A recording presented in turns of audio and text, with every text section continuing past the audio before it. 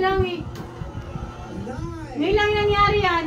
8, 7, Si Dudong uli. 5, 4, Bakit? 3, 2, Walang napili. Bibe, Ed, Jim, John, or Dudong na lang ulit. Dudong uli. Ngayon lang yan nangyari dyan.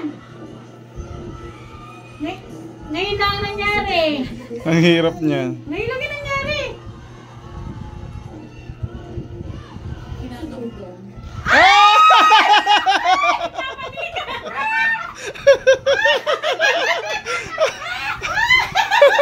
Ngayon lang nangyari yan.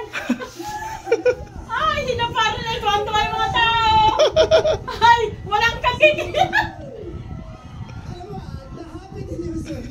Ngayon lang nangyari kaya yan. Hindi naman nasayang. Tatanungin ko kay Mami.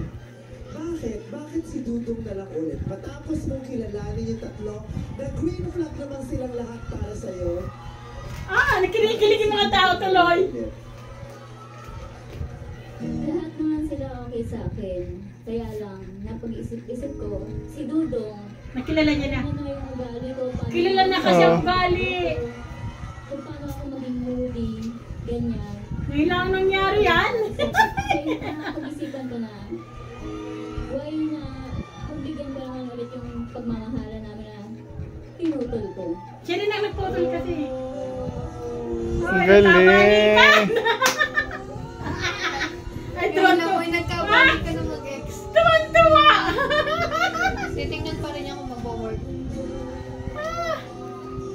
Ang tanong, gusto pa ba ni Dudong? Yun lang.